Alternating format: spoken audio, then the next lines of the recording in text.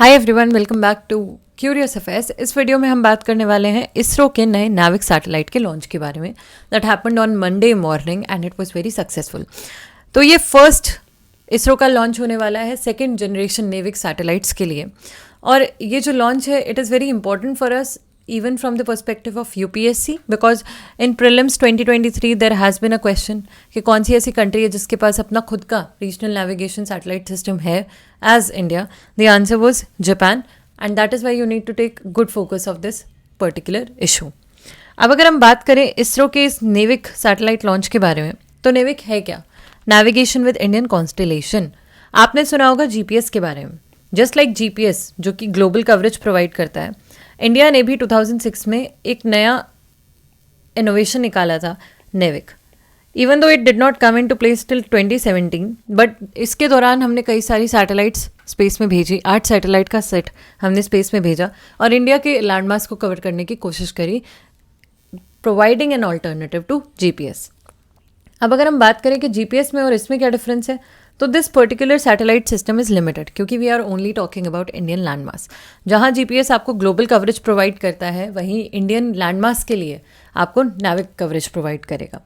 लेकिन इसका एक फ़ायदा भी है क्योंकि यहाँ पर प्रिसाइज है सारी चीज़ें, तो mountains do not create any hurdle रास्ता बताने में या फिर किसी भी नेविगेशन में। इफ़ यू टॉक अबाउट इसके करंट यूजेस, कहाँ कहाँ अभी इसका यूज़ चल रहा है, तो it is used in public vehicle tracking, fisherman warning and tracking and providing information on natural disaster. यहाँ पर दिक्कत क्या थी कि हमें नाविक के अंदर थोड़ी बहुत दिक्कतें ये आ रही थी कि एक तो इसकी लॉन्गर ड्यूरेशन नहीं थी, दूसरा हमारे पास इसकी एटॉमिक क्लॉक बहुत जल्दी ख़राब हो रही थी, तीसरा कि जो फ्रिक्वेंसी हम यूज़ कर रहे थे उसको अगर हम अपने फ़ोन में यूज़ करना चाहें हमें अलग से एक चिप लगानी पड़ेगी।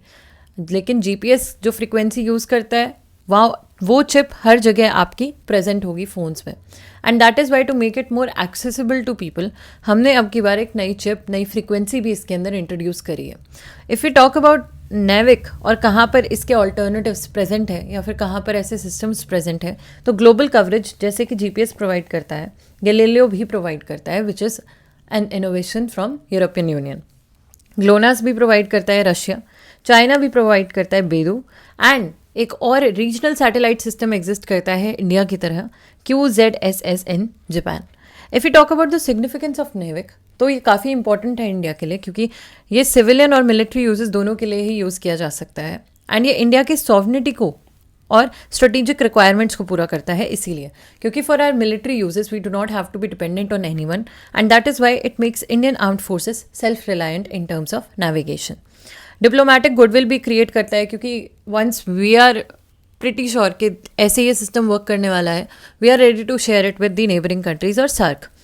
It has dependence on self क्योंकि this is an indigenous system developed by India itself, and that is why it shows and it promotes the use of self reliancy in India.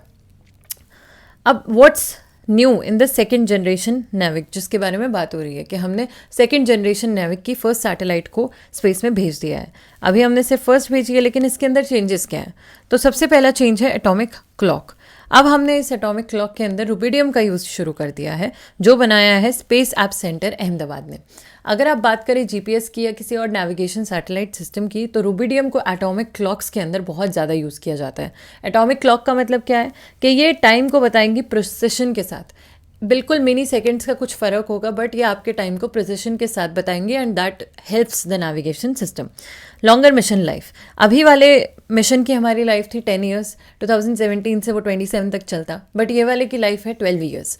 Then we have L1 signals जिसकी हम बात कर रहे थे। अगर हमें NavIC को use करना है तो हमें यहाँ पर डिफरेंट फ्रिक्वेंसी को यूज़ कर रहे थे पहले से, L5 और S, इसके लिए फ़ोन में चिप भी अलग चाहिए, बट अब हमने L1 सिग्नल्स को इंट्रोड्यूस कर दिया है जो कि GPS में भी यूज़ होते हैं, and that is Y any phone that you have in India now will have this chip, and these frequencies will be captured and the navigation system can be used in India just like GPS. So this was all about it, guys. In case you have any doubts, let me know in the comment section. I'll try and clear it.